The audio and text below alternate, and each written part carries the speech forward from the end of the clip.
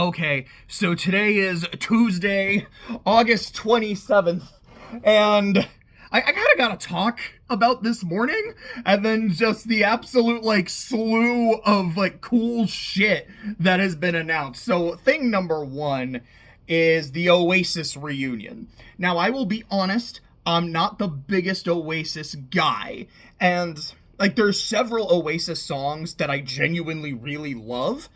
I just kind of mean to say, I haven't gone through their discography, listened to every album. I've never been to an Oasis show. I don't know if I've even been alive enough to have even had a chance to go to an Oasis show.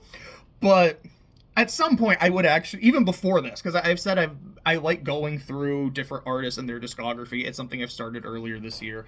I would like to do it with Oasis. I have this very particular attachment to Champagne Supernova.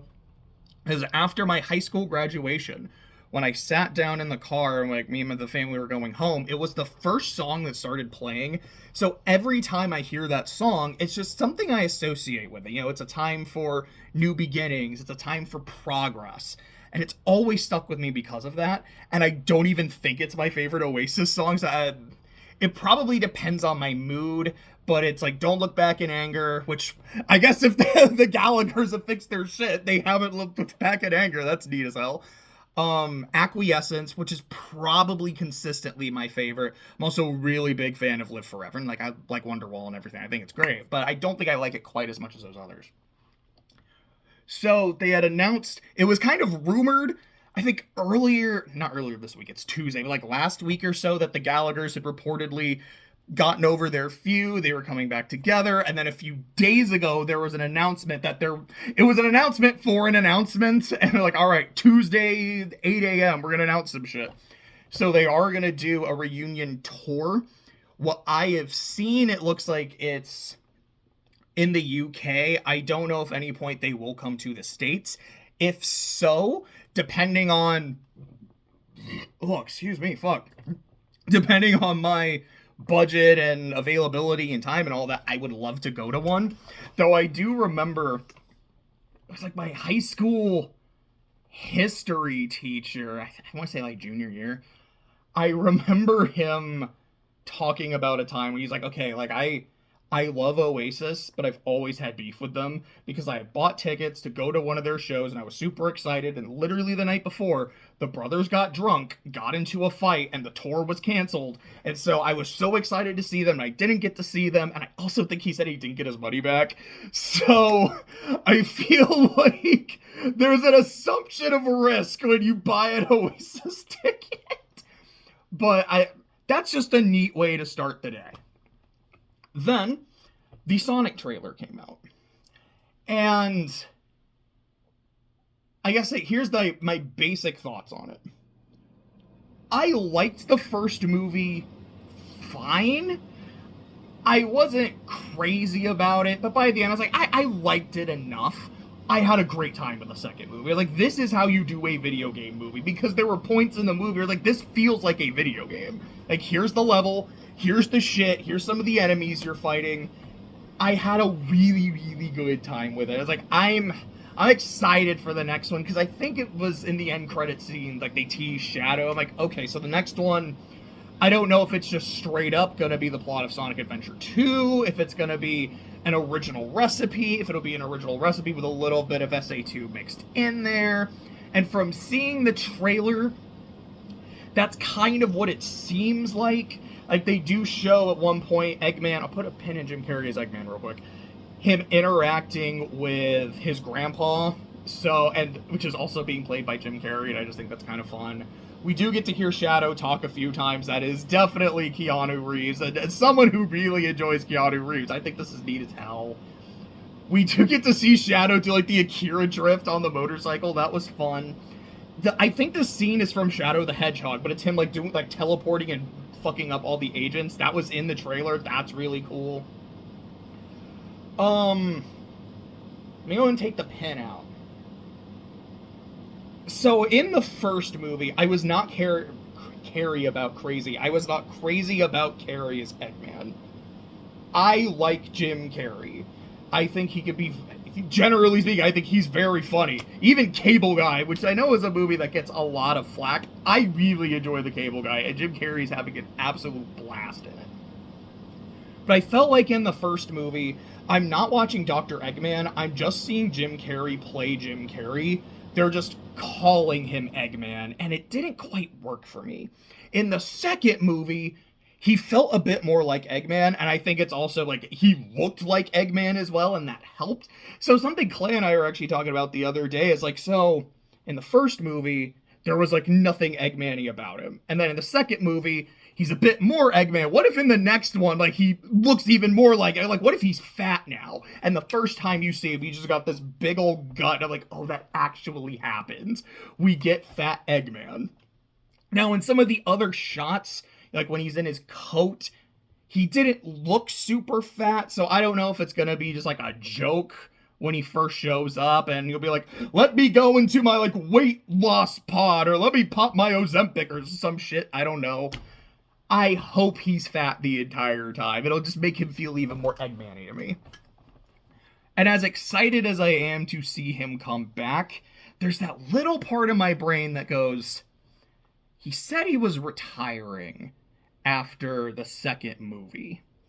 And the fact that if that held, his final line in cinema is literally him saying, later, haters, I think is just... it's kind of neat.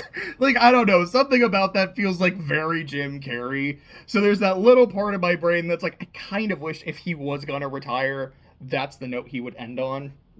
And speaking into that, I don't know if he's coming back just for this, because maybe he does really enjoy the role of Eggman, they really wanted him, or if he's like, okay, I'm not retiring, I am gonna be in movies again. Like, we'll see. But, yeah, I thought the trailer was fun. To me, there's a few things... I don't want to say this. To me, there's two things I really, really, really want to see in the movie.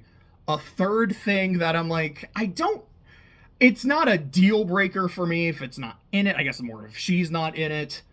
But if it's Sonic Adventure 2, I could see it happening. And a fourth thing, or like, there is no way on God's green earth this is happening in any capacity. But please, please in some capacity. So the first two, I want to hear Live and Learn. I want to hear Live and Learn during the climax. I know Clay said that he heard the notes at the end of the trailer. I didn't, but I also wasn't, like, super listening for it. Maybe if I rewatch it, like, oh no, like, it is there. I feel like, yeah, it kind of has to be, but I'm really hoping we see it. The other thing is that whole exchange of, I found you, faker, I think you're the fake. Like, I love that shit. I think it's so silly and goofy. The terrible sound mixing, the you're not even good, I'll make you eat those words, like, doesn't even let him finish the sentence. I need that in the movie. The thing that, like, I'm not as sure about is Rouge. We didn't see her in the trailer. I don't think I've heard of anyone being cast as Rouge. Maybe there is, and I just don't have, like, my finger on the pulse of the movie. Like I said, I don't think for me it's a deal breaker to not have her in it. We've got the main Sonic trio. We're adding Shadow. That might be as far as they want to go for this movie, but if you are doing Sonic Adventure 2, that is the game that introduced her. She is still part of the story. So they might, like, we'll see what happens. The thing that I don't think will happen in any capacity is Eggman's announcement. Now, again, like, they might include it in terms of Eggman making an announcement about, you know, like, his moon laser or whatnot. Like, the actual canon shit that happens during that scene. If there is any allusion to that audio, I don't even know how you could without going too far for a kid's movie. But I've listened to that clip so many fucking times. I think it's gold. But I had a good time watching the trailer. So I'm like, alright, Oasis reunion, that's cool. Sonic trailer, that's cool. And now we have not one, not three, but two Nintendo Directs back to back. An indie showcase and a partner showcase. I'm like, okay. Personally, I'm not expecting a whole lot in the indie showcase. I don't mean that to be like shitty toward indie games, but generally what'll happen is I'll watch an indie showcase and go like, oh, there's some of these that look really cool. I should look into them later, and then I never do. I should be better about that. I really should. But I just know that, like, look, my list of games is long enough as is. There have been a handful of games that have come out this year that I've been really interested in playing, like the Thousand Year Door remake, Wukong just came out, Stellar Blade. I think a couple others I'm like, I would love to, but I've already got this list, and the list is really long, and after like 2.5 months of bar studying, I didn't play shit. I'm even more behind than I usually am. I'm sorry, I'm just probably not gonna play any of these. Also, at the time, I was listening to a video. It was a secret base video about the Atlanta Falcons, and I was listening to part 7 of 7, which was about Super Bowl 51. And as a Saints fan, I took immense pleasure in that video. And so like I'm watching part of that during the indie, and I think I had like just finished it when the actual partner showcase started. And I feel like if you're a JRPG fan, you were eaten during the partner showcase. We got a new Atelier game, the Dragon Quest III remake, the Suikoden remaster collection, Rune Factory. I think there was like a couple other things. I was like, oh, like I'm not super interested in this myself, but I know what kind of like the Leo point. I'm like, oh, I know what this is, and I know this is something that a lot of people are excited about. I know this is something that a lot of people are probably really hyped over. Cool. And then in the middle, there is this point when it's like, okay, now we're gonna hit you with the rapid fire. Here's like a bunch of shit that we're gonna show off. And I remember saying to myself, okay, I can kind of tune out during this, because the way those always come across to me is a combination of, here's stuff we've talked about previously, but don't have a lot of new things to say. It's just kind of a quick reminder that, hey, by the way, this exists. And also, this is stuff that we're gonna show in the direct. Maybe it's a new announcement or like an update and a reminder, but it's not big enough to get its own section. It's kind of like, we're putting it here, but no one cares. That's how those segments always feel to me. So I'm already I'm still like looking at the TV, but I'm mentally tuning out that like, yeah, this isn't going to be super important. And then I see Joshua fucking Bright in 3D sitting there playing his harmonica. And then I see Bestel Bright herself walking out. And the joy, the intense and immense feeling of euphoria when I realized that, holy fuck, we are actually getting a Trails in the Sky remake. I still haven't gotten over that feeling. And then I'm like, I literally said to myself, not 30 seconds ago, that this is the part of the direct that I can tune out a little bit. It's going to be nothing that crazy. And as far as I'm concerned, it's the only thing that mattered. And I know in the Japanese version of the direct, like, it actually got its own segment. Because in here, they showed it for, maybe like 6 seconds. And then in Japanese, they gave it like an actual like minute-long trailer or so. So I have a conspiracy theory-laden rant about this that I'll get to in a second. I think before that, I just want to say that if you've seen some of my previous videos, you know I'm a very, very big fan of Trails in the Sky. I like the Trails series in general. Sky, to me, is the best part of it. SC is literally my favorite game. And I've tried to get some friends into the series, and I am the kind of person that says, I think you should start with Sky. I started with Cold Steel, but I think it's probably best to start at the beginning, given that it is a linear story. And now that it's finally going to be on modern consoles, it's coming out next year, it's going to be on modern consoles, holy shit, you could actually do this now. And I was seeing someone joke, it's like, okay, so should I start at Trails in the Sky, or should I start with the latest release? And now the answer to that is yes! And I just think that's neat as hell. I really like the little bit we've seen of the art style. Because it's not just, alright, it's in 3D and it looks like it's an anime, you know, it's not just gonna look super realistic. There's still like stylization, like Cold Steel and Kuro. But this looks, as Clay put it, it looks more cartoony in kind of the best possible way. Like, it still looks like it has its own unique sense of art direction from the newer games. Like Reverie, I think Kuro looks better than Reverie, but I think the art style looks about the same. And seeing that this one looks different, that really excites me. It looks like combat is slightly different. It looks like it's a little bit of Kuro with actual action combat, and I'm not the biggest fan of Kuro's action combat. I think it's very lackluster. The thing that would save it to me is if they actually added crafts on the field, and maybe they do that in Kai. I don't know, the game hasn't come out yet. But I'm not crazy about it, but like every now and then it's kind of fine. I don't know about the soundtrack. Let me put it like this. Obviously, it's going to have remade music. I don't know if there'll be an option to have, like, you can switch between the new soundtrack and the old soundtrack, which is something I really like, especially because of how much I love the soundtrack of Trails in the Sky. I definitely want to hear the new songs, quick pin, but,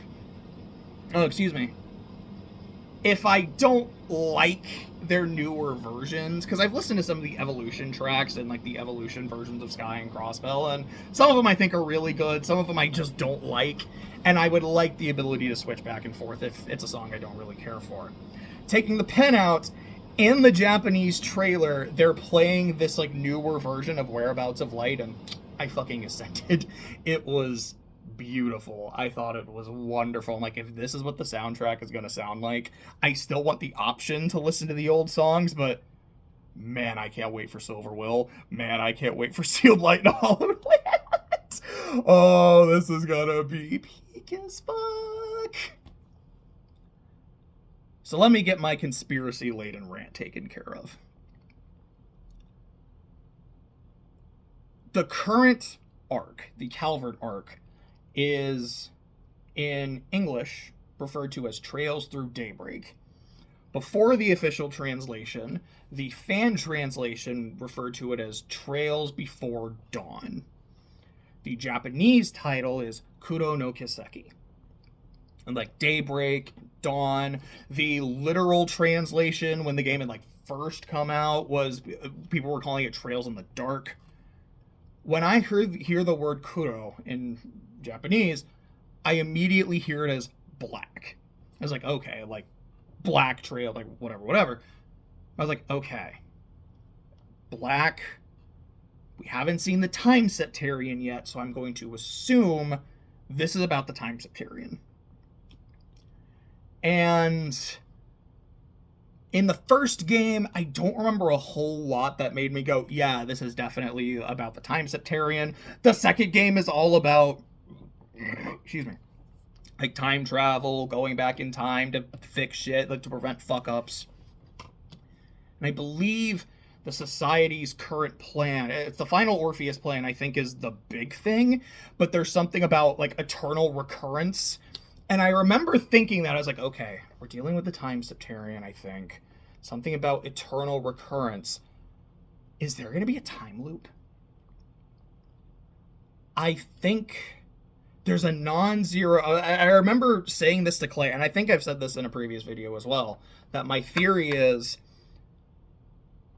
after Calvert is done, the next game in the series is going to be a remake of Trails in the Sky, but because of eternal recurrence and the Time Septarian, maybe both, I don't know, it's going to be canon. It's not just going to be, hey, we're remaking Trails in the Sky, this is the 20-year anniversary, let's put it on modern consoles, blah, blah, blah, blah, kind of update it to feel like Cold Steel and Kuro, I guess. It might be a no, because of plot. We are starting at the beginning again. And what do you know? The End of Calvard is the next game in the series, which comes out in a month in Japan. I don't know when we're getting into the States. And then the game after that is the Sky remake. I'm like, that's exactly what I said might happen. And it's not just like, hey, here's a remaster for the 20th anniversary to put on modern consoles. It is a remake. I'm like, okay, how different is it going to be then? What's interesting to me is it's coming out next year, and it's coming out in English next year. Because this was in the English Direct saying 2025. So to me, that says that, I mean, obviously, like, they've been working on the game for a while in secret, but also that the translation is done. Or, I don't know, maybe there's a little bit left to do, but, like, it's pretty much done. It's coming out next year. The theory that I've seen from, like, a couple screenshots that people have compared is that they're just using the localization from FC, which I have no problem with. I like it a lot. Like, I don't know how different it is from the original Japanese, but I love the script to that game. And if that's the case, if it's like, no, we're just reusing the script, then my theory of it being a canon game is probably wrong. But there's always the chance that it's mostly the same script, and the bits that are different they can translate it a lot quicker just because there's less shit to translate. And so I don't know if it'll be like, no, they're just remaking Sky, there's no problem. It could be that FC is basically the same, and then SC is where it gets weird. It could be 80 to 90% of FC is Gucci, and then there's that 10% where everything goes to shit, which is kind of how FC is anyways. I don't know. There's also that part of me that notes the title, that it's, you know, Legend of Heroes, Trails in the Sky, the first, not just like first chapter. I'm like, this whole like eternal recurrence and going back to the first game.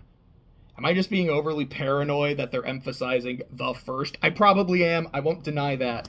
It is just like I had this crackpot theory a while ago, and to a certain degree, I could see it materialize. Like, I kind of have to bring that up. I will say, I don't know if I want my theory to be true. I feel like, generally speaking, I have a lot of trust in the creative vision and the storytelling of the Trails series. So if that's what they want to do, I believe it'll probably work. There's also that small part of my brain that goes, okay, they really didn't show us a lot of the game yet. There's a non-zero chance, very conspiracy theory, I won't lie. Excuse me.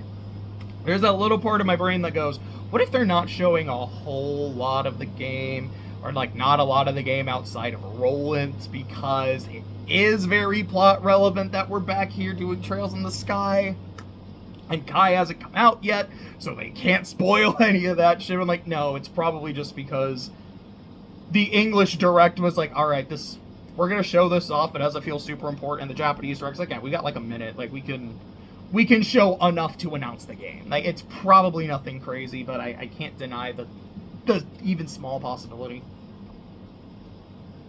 If that is what they do, I'm gonna trust the vision.